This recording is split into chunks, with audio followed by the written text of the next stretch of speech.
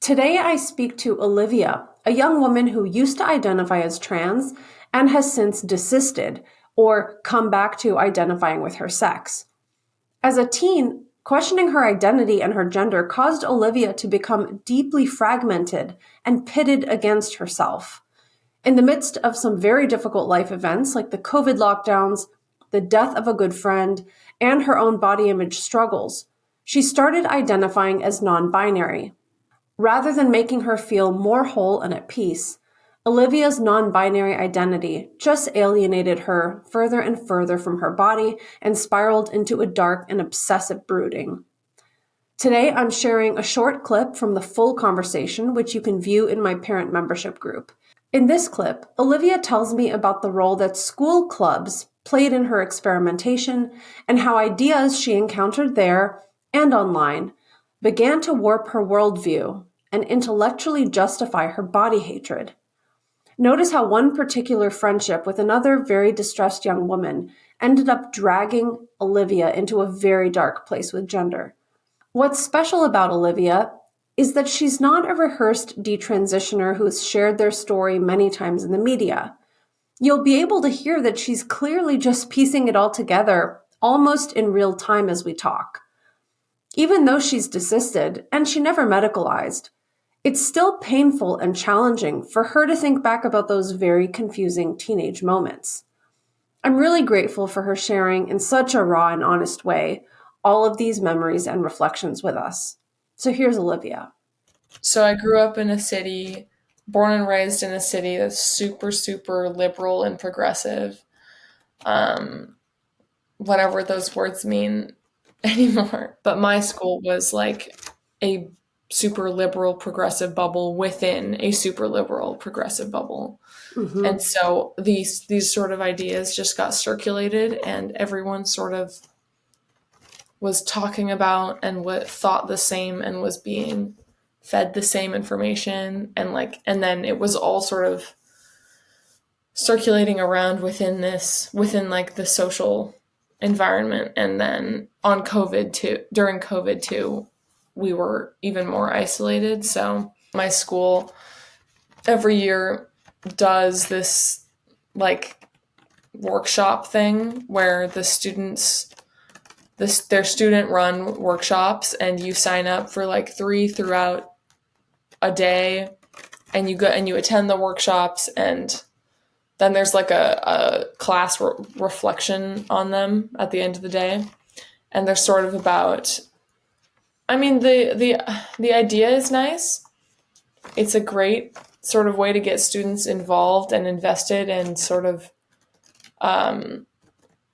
with leadership and everything, but it ended up at my school just becoming another echo chamber. There was one that I did about gender and pronouns. Gender and pronoun stuff was on my radar because that's the world that I lived in.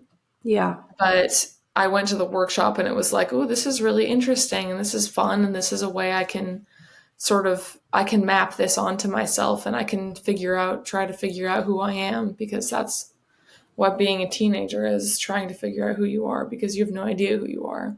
Yeah. And so this was a sort of nice little box that I could settle into. And I was really scared. I remember being terrified to change my pronouns on Zoom to she, they. I don't know. I just remember the first time I did it for the first class in the morning, and I logged off of the class, turned them back to she, her, and logged back on because I was so nervous for whatever reason. And then I ended up keeping them as she, they, and I remember talking about it with one of my friends who had also done the same thing. And then in the spring, we finally came back to half online, half offline school in the second semester of my sophomore year. And I met someone who I ended up being like the first person I dated. And so that turned into something very, I feel like the word toxic is so overused, but it ended up being very toxic, I think.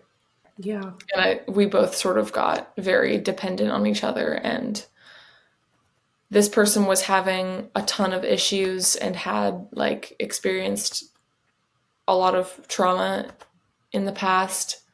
And we both sort of ended up going down the rabbit hole together. So it sort of turned from like an experimentation and like this is cool and fun into taking it very, very seriously. And so we sort of ended up sort of dragging each other into the whole trans thing. And then it sort of escalated from there. Did you catch that? Playing with gender started out as an experimentation. It was something cool and fun, but it turned into something Olivia was taking very, very seriously. Now, at this point in the conversation, I got the sense that she felt a kind of gravity and darkness accompanied the gender questioning. She also describes the relationship with her other gender questioning friend as codependent, and she says, we ended up dragging each other into the whole trans thing. The term social contagion is spoken of quite often in relation to culture-bound syndromes and idioms of distress. But Olivia gives us a close and intimate look at how an idea about gender becomes a shared form of suffering and then gets amplified in the context of a really close and intense relationship. Here's another concept you should be familiar with: co-rumination. This is the frequent and repeated discussion of or focus on negative emotions. It's revisiting your problems with your best friend over and over again. And it's not good for our mental health. Girls are more likely to co-ruminate than boys, and there's even an argument, which I agree with, that when therapy is done poorly, it devolves into co-rumination and can actually plunge the patient deeper into depression. I talked about this extensively in 2 videos about the repressed memories epidemic, and I'll leave those links below if you want to check them out. Now back to Olivia's story. Did you then kind of go online to keep looking into it, or was it just really coming from the presentation you got from up here at school? Oh no, I was doing my own research. Yeah. That was just sort of a significant thing. I think I was doing my own research before that as well, just because it was on my radar, and I was also on Instagram at that point. So yeah, I just remember it all making sense to me, and I think I saw these inconsistencies within myself, and inconsistencies being that's the way that the world viewed them. Like being tall and being a girl, or wanting short hair and being a girl, and I was like, oh, you know what? I think this whole non-binary thing makes sense to me, and it feels right, and my own insecurities lined up with what this identity worldview was offering. You said my own insecurities lined up with what this worldview was offering. Can you elaborate on that? I don't know. I didn't like my body, and I didn't like puberty, and I didn't want to become a woman, whatever woman meant to me. So, and I felt bad in my body, and I hated my body. And here's this thing that says, oh, if you hate your body, if you don't like your boobs, then what if you're not a woman? And I was like, oh, that's a lot more appealing to me than actually having to go through this. Yeah. I guess. What did you think becoming a woman would mean? I have no idea. It just didn't feel right. You just didn't want it. I just didn't want it. I was just like, no, screw this. I'm not into this. Yeah. Wow, I hear this so much. I have no idea what it means to become a woman. I just know I don't want to. To me, this really speaks to a sort of existential crisis, maybe even an existential terror about growing up, about having a sexed body, and about womanhood. Of course, we could and should talk about the lack of relatable female examples in today's youth culture. We should talk about hypersexualization of girls, and we could talk about infantilizing tropes like the girl boss. But I also think this existential dread is now coupled with the option to quit, the option to just sidestep the difficulty of developing and defining your own path to womanhood, however that looks for you. Many young people today are struggling to get through difficulties, and we adults have unfortunately given them a lot of escape hatches. There's medication to numb their discomfort.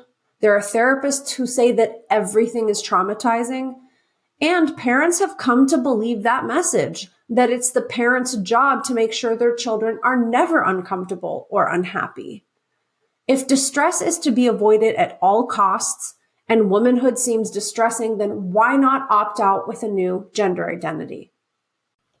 So, was there something about this worldview that also felt like a pause button? Like, I know that term is used a lot in the conversation around puberty blockers, but the way you're describing this is kind of like, I don't want what's ahead of me on this road to womanhood.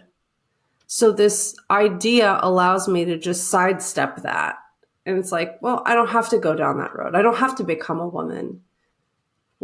So I guess what's the alternative? Is it just being non-binary means you don't have to become a woman or a man and you just get to be neutral? Yeah.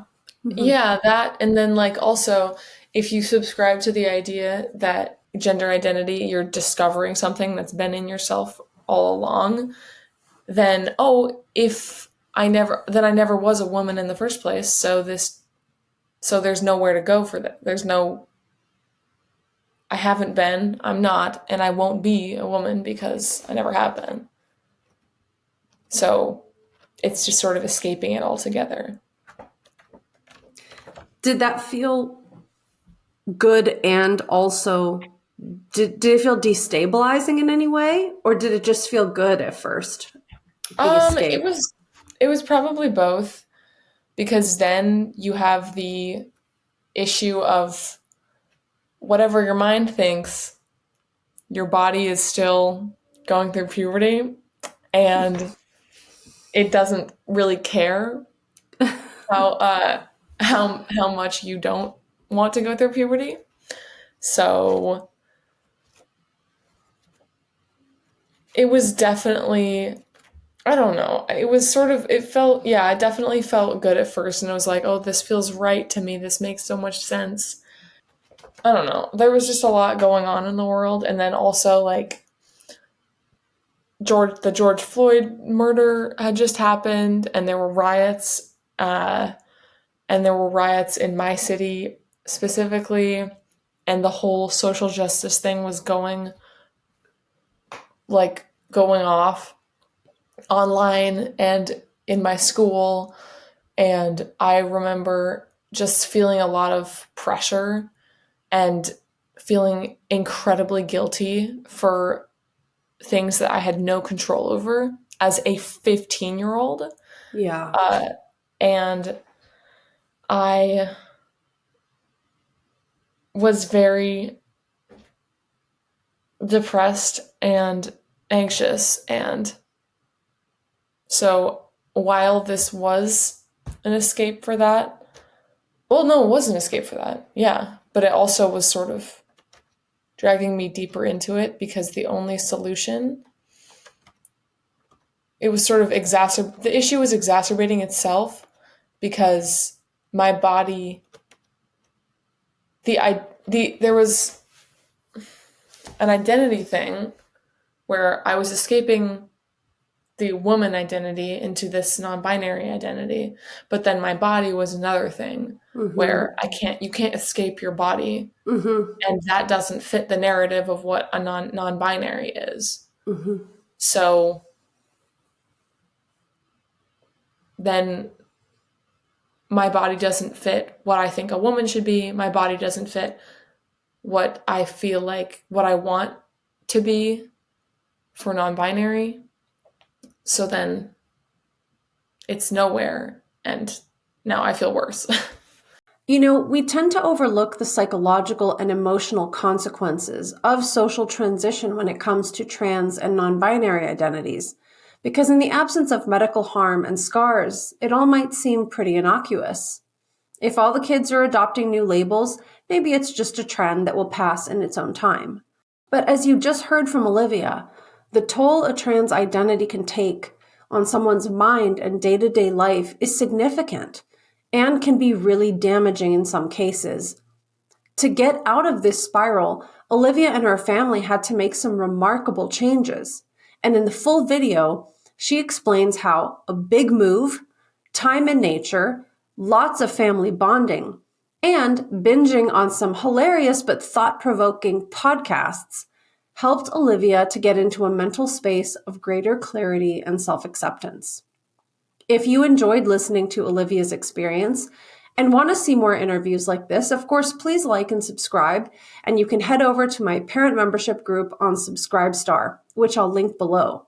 And of course, on the podcast, Gender a Wider Lens, Stella O'Malley and I have conducted interviews with some amazing guests who talk about gender, transition, detransition, and all things related to sex and identity. So please check out the podcast if you haven't. Thanks for watching, and I'll see you next time.